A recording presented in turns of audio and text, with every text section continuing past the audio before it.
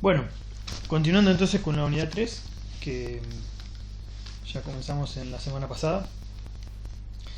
Vamos a ver aquí lo que denominamos, bueno, segunda clase, que tiene que ver con las especies o la selección de especies para arbolado urbano y las técnicas más adecuadas para plantación.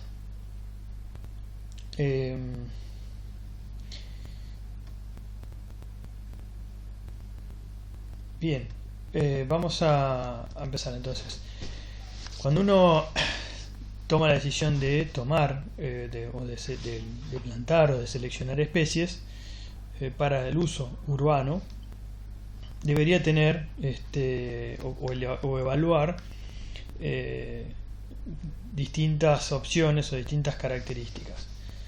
Una de ellas es tener en cuenta los objetivos para cuál va a ser el destino del arbolado. Básicamente ya los vimos en la primera unidad, ¿no? Cuáles son los objetivos por los cuales colocamos árboles en vereda. Esto es clave porque no todos los árboles se acomodan a los distintos sitios urbanos, o se amoldan, no se acomodan sino se amoldan. Y para obtener los mejores beneficios de los árboles necesitamos árboles sanos, árboles en buena condición. Entonces, si esa especie no va a estar pudiendo prestar ese servicio adecuadamente, va a estar en una situación de estrés o en o algún problema sanitario, por ejemplo, bueno, no tiene, es una mala elección de la especie. Las características del sitio es otro de los elementos a tener en cuenta. Es decir, evaluar la característica del suelo y del clima, el espacio donde va a crecer el árbol. Eso tiene que ver también con la presencia de cables, por ejemplo, el espacio de la vereda, que va a permitir distintos tamaños de especies, el uso de esas calles, por ejemplo, si fuera un destino de arbolado de alineación o de vereda, el uso de tránsito, si es un tránsito intenso, de tránsito de gran volumen, de vehículos de gran porte. Bueno, otros elementos a analizar es la posibilidad de regar, qué tipo de agua de riego, el acceso a la luz, es decir, piensen que hay calles en ciudades grandes que se ve reducido esa posibilidad por los edificios, hay especies que eso no se acomodan bien. Bueno, y todas las características del suelo, ¿no? Es decir, aquellas características de no sé, por ejemplo, salinidad, de compactación. Recuerden que los suelos urbanos son suelos alterados, antropizados, que normalmente son suelos complejos para la exploración radicular y también con baja calidad de nutrientes y cantidad. Todo esto nos empieza a permitir tamizar esa selección de especies. Bueno, y por último nos aparece en este círculo, como si tuviéramos que la interacción de estos tres círculos es lo que nos permite llegar a la especie adecuada, ¿no?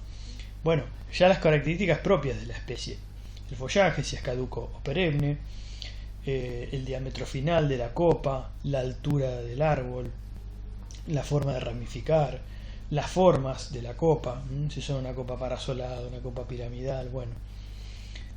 También el origen. Recuerden que las nativas son especies que, por ejemplo, sabemos, las nativas de esa región donde estamos, que se comportan de mejor manera que aquellas otras que no son parte que no son nativas de esa región, ¿no? Y los requerimientos: hay especies que no soportan las bajas temperaturas, especies o árboles que tenemos problemas cuando la humedad relativa es baja. Bueno, todas esas características tienen que entrar en el análisis. Son digamos, fundamentales. Vamos a ir viendo ahora paso a paso algunas de esas alternativas. Bueno, y hay una especie de axioma que tiene la arboricultura moderna, que es esto de, como dice ahí, el árbol adecuado en el lugar adecuado. ¿A qué se refiere esto? A que el árbol adecuado en el sitio adecuado nos va a permitir maximizar los beneficios de los árboles, reduciendo sus costos de mantenimiento. Fíjense en la foto, es un eucaliptus, con cableado aéreo de media tensión, con una vereda muy angosta. No es un árbol que aporta beneficios, sí, pero no los estamos maximizando porque lo vamos a tener que reducir la altura o la copa con poda, intensas intervenciones de poda. No es un árbol para esa vereda. Tal vez sea un árbol para otra situación, para una situación más rural o periurbana, pero no en esta condición de sitio urbano. Entonces, ese es el árbol adecuado en el lugar adecuado. ¿Bien? Plantar, como dice, correctamente un árbol de buena calidad, de comprobada adaptabilidad a las condiciones del sitio, reduce las tareas de mantenimiento a futuro. Eso es clave pensándolo desde el punto de vista de una gestión municipal, por ejemplo, donde tenemos que ser muy prolijos con las erogaciones, los gastos. Entonces, todo aquello que nos haga reducir los costos, obviamente mucho mejor. Y esto es importante, ¿no? Es decir, si yo planto árboles, por más que sean muy bonitos en una determinada región, no sé, en un caso extremo, van al sur y ven las lengas, y las lengas en otoño le parecen hermosas, y después pretendemos plantar lengas en Buenos Aires, es un gasto de dinero porque no van a vivir ni 2 años. Una rayán, por ejemplo. Entonces, o plantas que tienen problemas, sufren de las heladas o el clima frío, no sé, sería un problema traer especies a una región fría, especies que son más tropicales, ¿no? Porque van a vivir 1 o 2 años en una situación de estrés y se van a terminar muriendo. Y es un gasto de plata. Bueno, entonces, dentro de estos criterios de selección que decíamos, fíjense, ya metiéndonos un poquito más en detalle, una de las primeras medidas que uno debería tomar es decir, bueno, mira, ¿qué destino le voy a dar a esa planta? Es decir, ¿en qué lugar lo vamos a plantar? Y yo acá pongo algunas opciones, ¿no? ¿Va a veredas, por ejemplo? Bueno, entonces ahí tendríamos que tener en cuenta el ancho de la vereda, el retiro de la línea municipal. ¿Va destinado a un parque, a una plaza? ¿Es para cortinas, por ejemplo, de protección, cortinas rompevientos? Su destino es en rutas y caminos, por ejemplo, montes de reparo, o va a ir a una zona donde puede ir a un sitio donde sea una zona negable, donde puede estar cierto periodo de tiempo negado. Y eso me indica ciertas condiciones que deben tener esos árboles para amoldarse a esas situaciones. Otras características que uno debería evaluar: la ubicación geográfica, ni hablar, por esto que decíamos de la respuesta sobre todo a las temperaturas, las características del suelo, presencia de algún impedimento físico, como puede ser la tosca, por ejemplo, las temperaturas que se registran en el sitio, las precipitaciones, las exigencias de humedad. Bueno, si hay o no alumbrado público. ¿Por qué tiene que ver esto? Porque hay especies que van a ver que la presencia del alumbrado nocturno obviamente altera la senescencia de las hojas en el invierno, con las especies que son caducas. Los plátanos, por ejemplo. Las redes aéreas de cables, sobre todo, baja tensión, media tensión de electricidad, telefonía, fibra. Las redes subterráneas, gas, agua y cloacas. Proximidad a viviendas o edificios. Bueno, todo eso hay que evaluarlo. Las plagas o enfermedades existentes, la exposición a vientos, flujo vehicular y peatonal. Fíjense todas estas características que son propias de la convivencia de los árboles con la infraestructura urbana. Recuerden que siempre hacemos esto de pensar en la infraestructura verde, la infraestructura urbana, cómo conviven, cómo estas características son necesarias o fundamentales, analizarlas, tenerlas en cuenta. Bueno, la diversidad florística también es importante, es decir, sabemos que tener una monoespecificidad, es decir, tener una sola especie o 2 especies en toda una ciudad es un problema. ¿Por qué? Primero porque no me permite amoldarme a las distintas situaciones que se presentan en la ciudad. Es muy habitual de ver en algunas ciudades, no en todas, pero la alta presencia de una especie. Por ejemplo, fresno americano, en algunas regiones acacia bola, en alta densidad, 40, 45, 50%, 60%. Eso es un problema, porque si un día aparece una plaga que ataca a esa especie, corro el riesgo de tener un problema difícil de controlar y de alto costo para controlar en una altísima proporción de la población forestal urbana. Cuando yo tengo una distribución más heterogénea, con más participación de especies, eso se reduce. Si me atacan, yo tengo un 10% de fresno americano y aparece el escarabajo de la corteza del fresno americano, va a ser un problema en el 10%, no en el 60% de la población. Bueno, y para eso hay una especie de regla que es la regla del 30-20-10. ¿Qué nos dice esa regla? Que en una localidad, en una ciudad, no debería existir, no debería haber más de un 30% de árboles de una misma familia, no haber más de un 20% de árboles de un mismo género y no superar el 10% la cantidad de árboles de una misma especie. Es decir que deberíamos tener al menos 10 especies diferentes rondando el 10% cada una de presencia. Eso garantizaría de algún modo esta diversidad florística que hablábamos recién. Bueno, algunos ejemplos de, esto es en mi localidad donde vivo yo, en General Pico, en La Pampa, de especies plantadas con atractivos estéticos. Por ejemplo, esta de la izquierda es un cedro misionero, rarísimo en esta zona porque es el único ejemplar que yo encontré. De hecho, ahora en esta fecha estamos en agosto, fines de agosto, está helado esto. En la imagen de la derecha, lo que está en rojo borrabino es un fresno rojo, y los otros dos ejemplares son liquidámbar, uno más amarillo y uno más color naranja, tinte naranja. Es decir, ahí hay una diversidad de especies mezcladas, algunas nativas de Argentina, no de La Pampa obviamente, como el cedro, y exóticas que tienen como característica esto de un atractivo estético por el color, el cambio de color o de coloración de sus hojas. Bueno, en este caso, especies conocidas por todos seguramente, palo borracho a la izquierda y lapacho rosado a la derecha. También en esto, ¿no?, de la impronta que generan, la belleza que aportan, en este caso en dos momentos distintos del año, porque el lapacho lo hace en primavera en esta región, la región pampeana, digamos, y el palo borracho lo hace finales del verano, principios del otoño.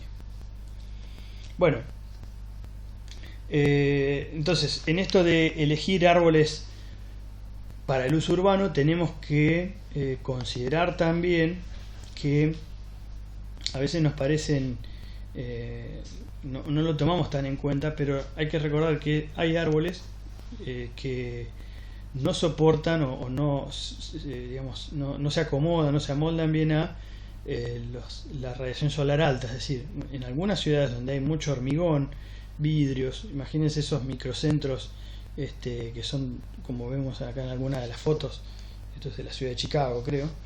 Bueno, esos árboles, imagínense el sol reflejando, no soportan ese exceso de radiación solar. No es que no lo soporten, sino que están sometidos a una situación de estrés que hace que no crezcan adecuadamente, no se desarrollen adecuadamente.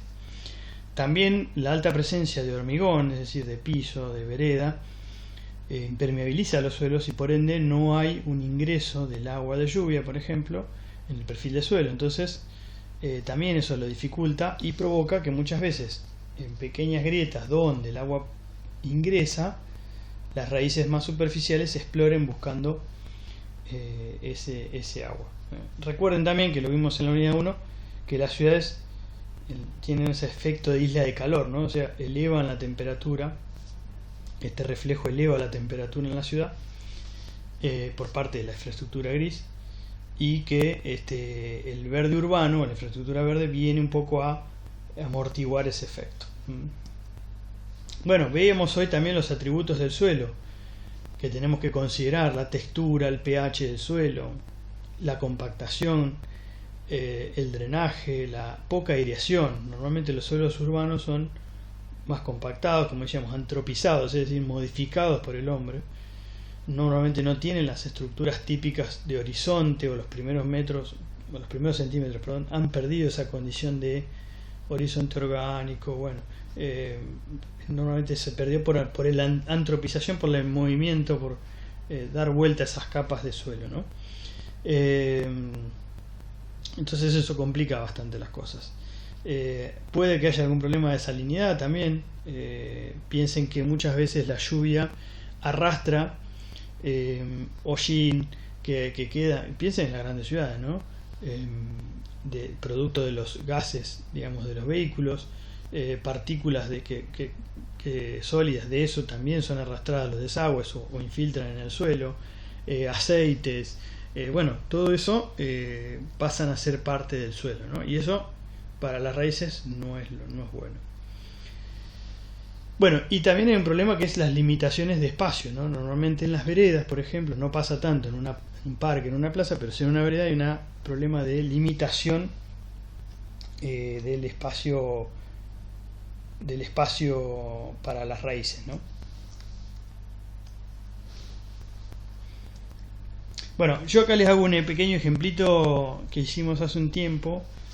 Es un ejercicio que hicimos como para que tengan una idea de una patita del análisis, una parte del análisis. Existía la posibilidad de forestar una avenida, que es una circunvalación, que va desde donde está la flecha hasta este punto, es decir, son unos 4.000 metros más o menos. Y la idea era, bueno, forestar una doble vía con un cantero central con arbustos, las colectoras con árboles.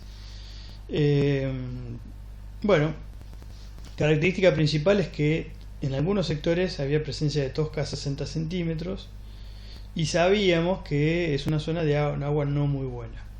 Entonces lo que hicimos fue muestrear esos puntos blancos que ven, cuadraditos blancos.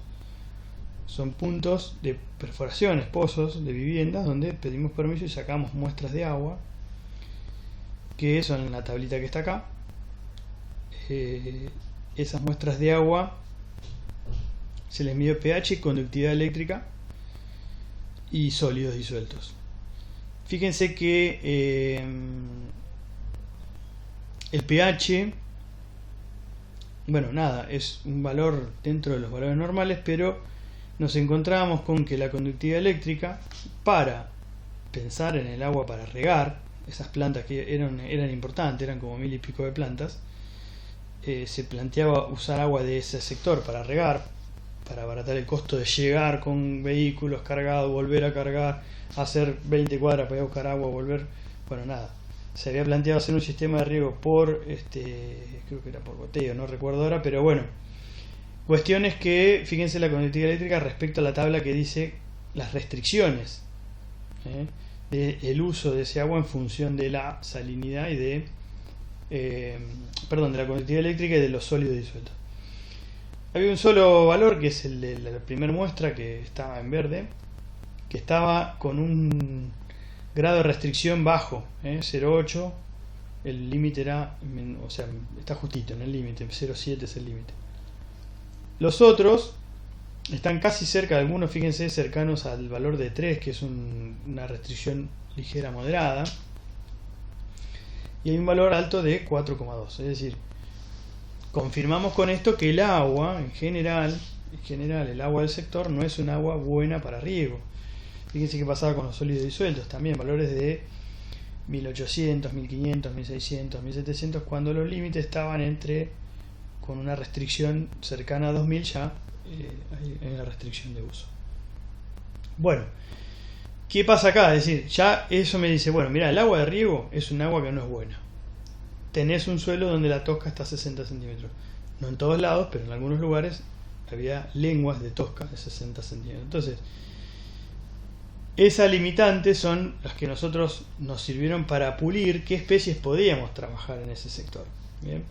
Esto surgió de la bibliografía y de evaluar o analizar árboles plantados que encontramos en el sector. Entonces, fíjense, de árboles, ejemplos, ¿no? Hay aguaribay, ciprés, arizónico, el sempervine, piramidal, árbol del cielo, casuarina, bueno, varias, olivos, algunas variedades de pino, algunas especies de pino. y otro grupo de arbustos que están ahí, ¿no? Entonces, un poco con esto, este ejemplo viene digamos, a modo de ejemplo de esto de, en función de ciertas características, cómo pulimos especies que nosotros por ahí nos parecían interesantes, pero que acá la verdad no sirven, no se pueden utilizar. ¿Por qué? Porque sabemos por la bibliografía, porque no están presentes en el sitio, que no van a prosperar. Entonces es una pérdida de tiempo y de plata. Entonces esto es digamos, los pasos que deberíamos dar. Ese es un ejemplo.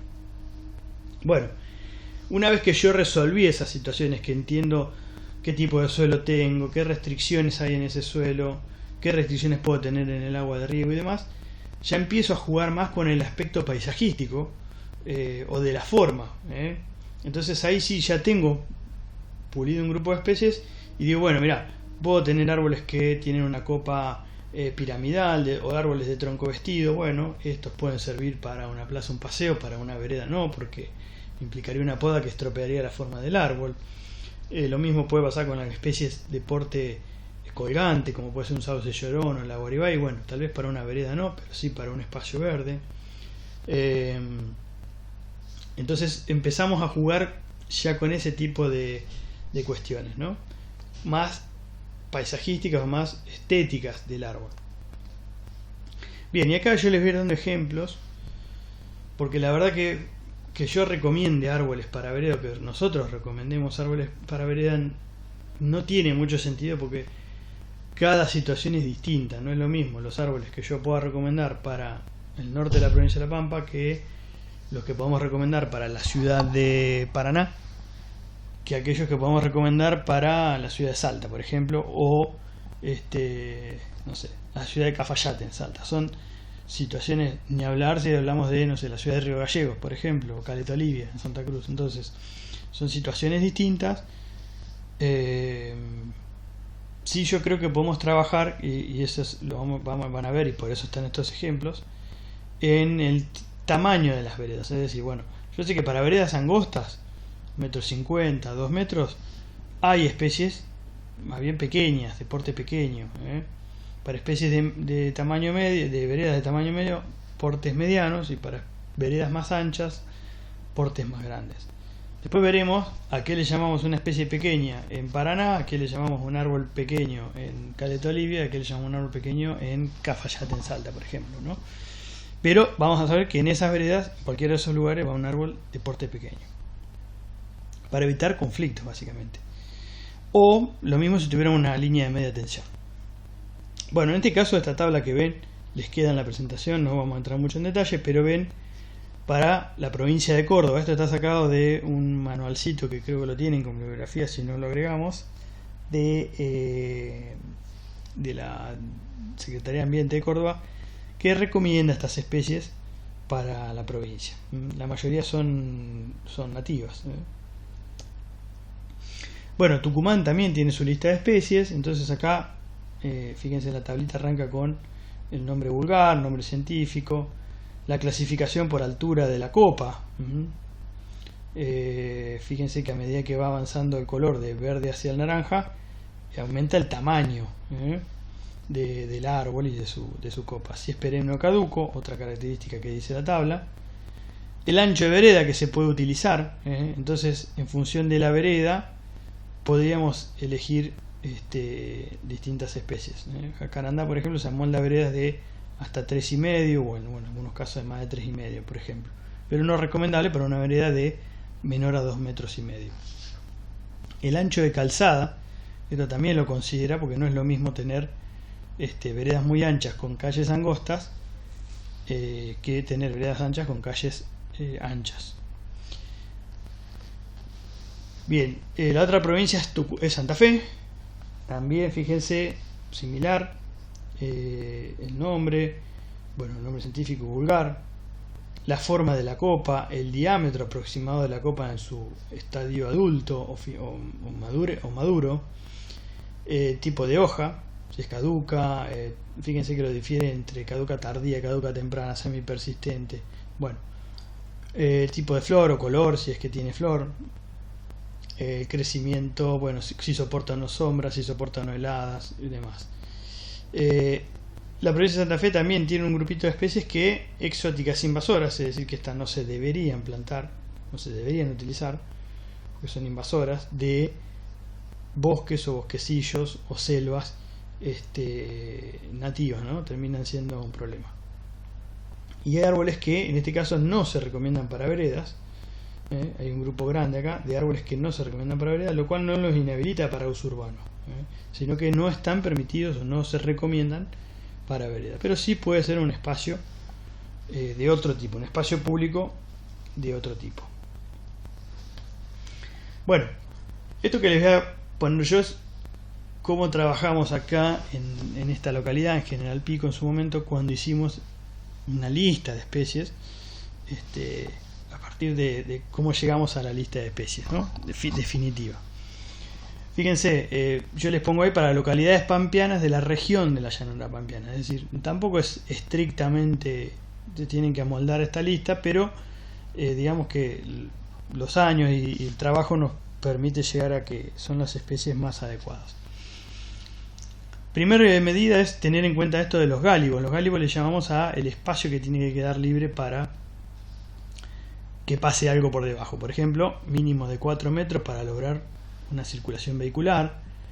Eso me obliga a tener árboles de al menos 8 a 10 metros de altura final, porque si no sería imposible, ya lo vamos a ver cuando lleguemos a la clase de poda, que con árboles de menor porte, menor tamaño, menor altura, se complica mucho hacer una poda sin dañar el árbol o estropear la estructura del árbol. Entonces esos 3 metros y medio, 4 me obligan a tener árboles del doble de esa altura, es decir, 7, 8 metros al menos para vereda.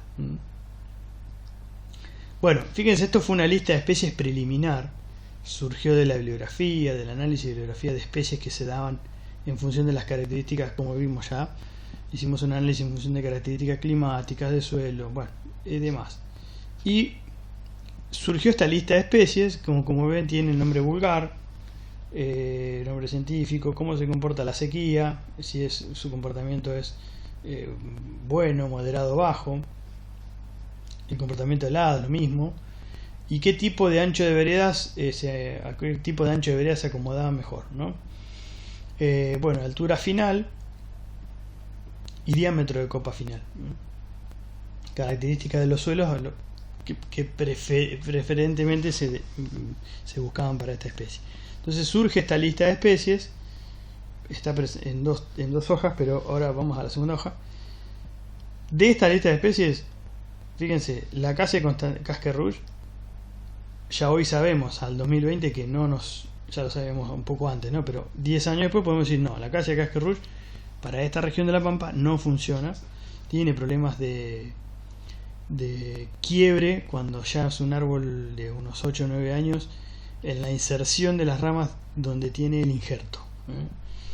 La acacia de Constantinopla tampoco, es un árbol de poca longevidad, acá por lo menos a los 10-15 años empieza a tener problemas de pudrición de su madera y empieza a estar en una decrepitud y se terminan muriendo, o sea que descartada. Paraíso sombrilla también descartado por problemas con el fitoplasma. La acacia blanca por ser una especie invasora. Entonces fíjense que del listado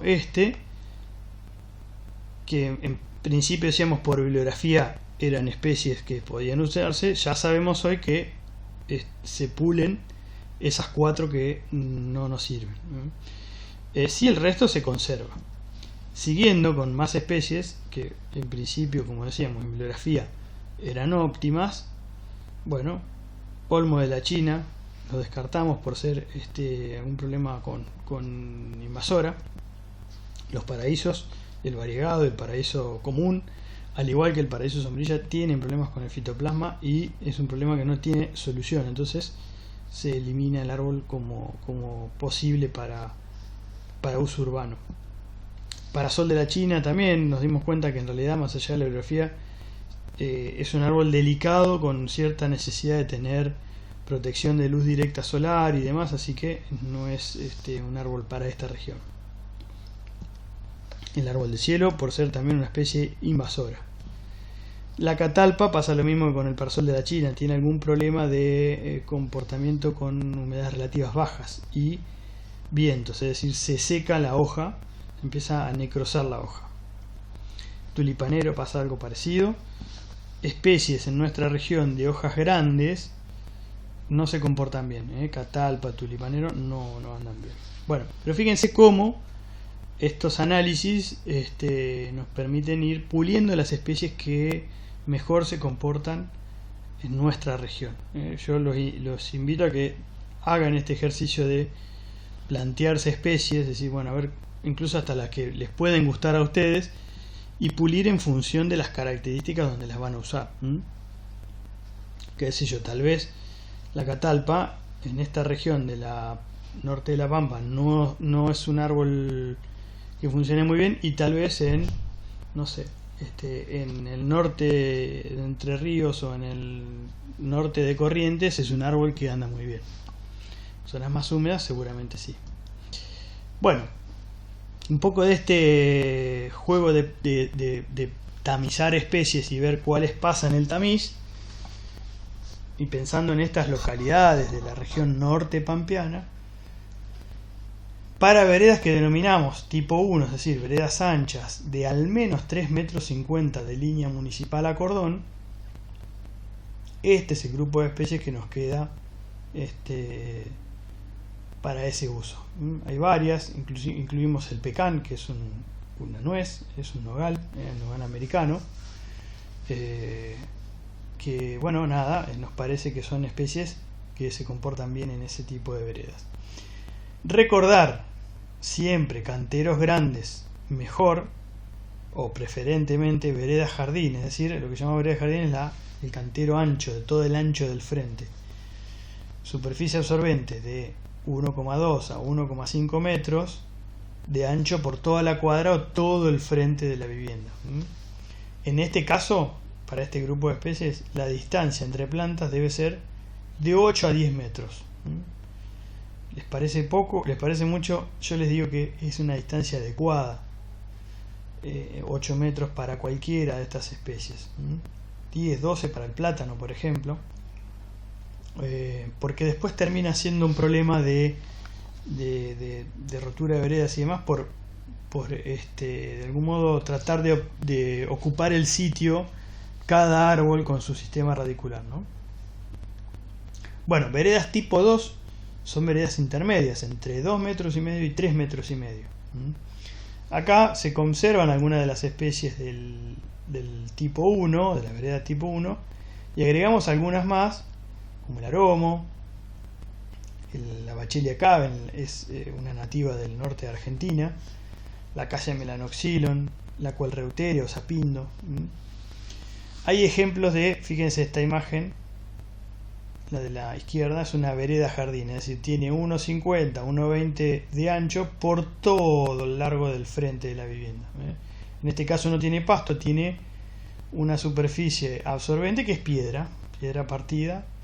Eso es válida también. La foto de la derecha es una vereda convencional con un cantero convencional de pasto, pero un cantero muy grande, no sé, esto debe tener unos 50, unos 80 por 2 y pico. En este caso la distancia de plantación o distancia entre plantas debería ser de 5, 6 hasta 8 metros. Bueno, y por último las veredas que denominamos tipo 3, es decir, aquellas veredas más angostas todavía, que tienen entre 1,8, 2 a 2,5 metros. Acá sí son especies pequeñas, sapindo, el peral de flor, el Pyrus carediana, la calle abisco otra vez, el árbol de Judea, la Gerstroemia o crespón, el manzano de flor. Siempre también acá canteros grandes o vereda jardín. La distancia de plantación entre árboles acá debería ser de 4 a 5 metros. Y de todos modos, yo muchas veces trato de buscar la vuelta de no plantar este tipo de especies tan pequeñas, porque después, como decíamos, es difícil lograr los gálibos, es decir, es difícil lograr el despeje de 3,5 o 4 metros. Entonces una opción es, como dice acá, evaluar la posibilidad de plantar en la cinta de tránsito vehicular. Es decir, no plantar en la vereda, sino en el asfalto. Esto me permite usar en esa vereda o en esa calle plantas que son de lo que tenemos tipo 1 o tipo 2, de las veredas más grandes, y lograr esos despejes necesarios. Miren, ejemplos de tránsito vial, plantado en la vía de tránsito, ¿no? En este caso son jacarandá. Ven cómo están plantados no en la vereda, que es muy angostita. Entonces incluso hasta se evita todo el problema de cables del frente de la vivienda y demás. Y en realidad no roba más que en una cuadra tal vez 3-4 lugares de estacionamiento, que hoy se ha puesto de moda en muchas localidades, y esto lo habrán visto ustedes, que como las veredas son angostas, en las zonas céntricas, las cervecerías, los bares, los restaurantes ocupan con una estructura que tiene plantas y macetas y tiene lucecitas y tiene sillas y mesas, sectores de la cinta asfáltica que coincide con el ancho de un auto estacionado, lo ocupan esas bares, restaurantes, cervecerías. O sea que lo ocupe eso y lo ocupe una planta, la verdad no sería un gran problema. Es una cuestión de tomar esa decisión, ¿no?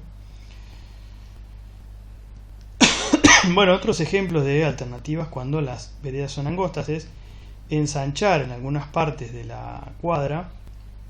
Esto ayuda a reducir las velocidades de tránsito también. No es para todas las veredas, es para veredas de uso más residencial, donde hay menos tránsito y demás. Pero como se ve en esta imagen que no tenía árboles, se logró con esta alternativa tener menos estacionamientos, es cierto, tiene menos lugares de estacionamiento, pero tiene árboles ahora. Bueno, y esto es algo que en Holanda es habitual de ver, que es lo que ellos denominan el Wonerf o patio viviente, que es una especie de espacio de socialización y encuentro, es decir, es como una especie de jardín público en la cuadra. Lo tienen muy ellos lo tienen digamos, ya lo tienen inculcado desde chicos esto, ¿no? Lo ven desde chicos, entonces para ellos es normal esto. Características tiene un tránsito de baja velocidad, es decir, a paso de hombre, hay un tráfico acotado. ¿Qué significa esto? Que solamente ingresan los vehículos de los que viven en la cuadra o vehículos de carga y que reparten mercadería, pero vehículos pequeños. Y el estacionamiento es limitado. Entonces es como que el auto pasa a ser un transeúnte más, es decir, no es el principal usuario de la calle el auto, sino que hay un uso bajo ciertas restricciones, ¿no? Insisto con que esto no es tal vez para todas las situaciones, pero son alternativas que pueden utilizarse en algunas situaciones particulares, ¿no? Bueno, siguiendo con la lista, veíamos tipo 1, tipo 2, tipo 3. Acá agregamos algunas especies que son aptas para las líneas bajo la línea de media tensión. En la foto hay un ejemplo de lo que no debería hacerse. Esto es un plátano. La línea de media tensión normalmente tiene entre 8 y 10 metros de altura, el cable, respecto a la línea de vereda. Entonces plantar un árbol que, como un plátano que puede tener 15 hasta 20 metros de altura, es un problema, porque vamos a vivir podando este árbol y estropeando su copa con poda.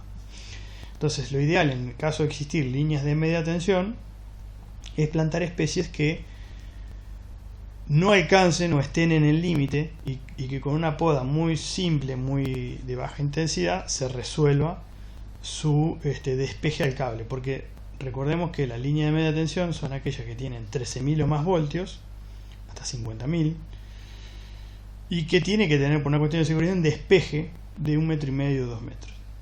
Yo pongo acá algunas especies que están en ese rango de entre 6 y 8 metros de altura. Bueno, ahí está esto que decíamos recién, ¿no? Fíjense, una línea, esta es una norma, digamos, en la columna acá, esos puntitos negros significan los cables o identifican los cables. Hay un área libre de árboles, que no debe haber árboles o ramas o partes de la copa. Entonces 7 a 7,5 metros, esa altura de despeje entre digamos, la vereda y la zona libre de ramas. Y recién ya cuando uno tiene cierta distancia desde esa columna, bueno, se podrían colocar árboles de más altura, porque no interferiría. Bueno, para parques y plazas acá la variedad se va a ampliar obviamente porque no hay tantas restricciones. Entonces ahí podemos jugar más con algún especies de otro uso, más uso paisajístico tal vez, o que tienen algún atractivo más interesante, la hoja, el porte, la forma, son péndulas, en la floración. Bueno, entonces fíjense, aparecen los robles, aparecen los sauces, algunas variedades de pino, cedros, bueno, araucaria, varias. Yo puse una lista para poner algunas, pero se pueden colocar muchísimas más, ¿no? Bueno, nativas, el uso de nativas también. Van a ver después una clase específica de nativas que vamos a estar subiendo otro video. Yo acá les nombro algunas de las que normalmente se utilizan por esta región. Del género Prosopis hay muchas, obviamente, porque por este lado que es la ecorregión del Caldenar, el distrito del Caldenar dentro de la ecorregión o la región fitogeográfica del Espinal. Obviamente los Prosopis son la norma como el árbol nativo, entonces caldena, algarrobos se pueden utilizar. Chañar también, y una presencia de chañares también. Molle, que es más un arbusto que un árbol, pero bueno, en algunas condiciones conducido como árbol es un arbolito chiquito que puede utilizarse, quedan muy bonitos también. Y la Boribaya, a pesar de que no es nativa de la región, también hay una presencia, un buen comportamiento, una adaptación. Otras nativas de Argentina, pero no de la región, Carandal, Apache, Palo Borracho, tienen una adaptabilidad, pero digamos, sometida a la restricción de heladas. Si hay años de fríos intensos, puede que, si son jóvenes las plantas, sufran esa helada. Especies de la región patagónica, de la cordillera patagónica, como arrayán, lenga y coihue, no soportan las condiciones climáticas. Bueno, hay ejemplos, fíjense, esto es una Bachelia caven, un aromito o el espinillo. Esto es un chañar, están en flor en la época de plena floración. Fíjense, en una bicisenda está esto es en la ruta, esto es una bicisenda. Tener en cuenta con las nativas esto, ¿no? Las formas, y que a veces eso se lleva se choca con la infraestructura, digamos, del sitio, de la localidad, ¿no? Entonces hay que ser cuidadosos con el uso que le damos. Fíjense, estos son algarrobos en el ingreso a la iglesia de Purmamarca, Jujuy. Entonces está bien, uno no sé por qué están plantados ahí, pero la forma, fíjense cómo esa inclinación que han tomado y demás, me restringe el uso. En una vereda, en un lugar de alto tránsito de vehículos de gran porte, no sería adecuado, pero sí en un espacio verde o en una vereda muy ancha. Lo que les decía hoy de la tristeza del paraíso, ese fitoplasma que ha hecho estragos, algunos seguramente ya lo habrán escuchado. No hay una cura, empieza a presentarse uno de los síntomas, el amarillamiento parcial de la copa. En algunos casos hay como una especie de, por eso se llama tristeza, porque es como, la enfermedad también le dicen tristeza del paraíso. Las hojas están tienen una especie de, como si estuviera llorando, como apagadas esas hojas, y al año siguiente, a veces en poquito tiempo, en menos tiempo, aparece la copa así, completamente seca. Eso es un problema es un fitoplasma, una especie de virus, no llega a ser un virus, pero algo parecido. No tiene hoy una cura, una solución, digamos, de control.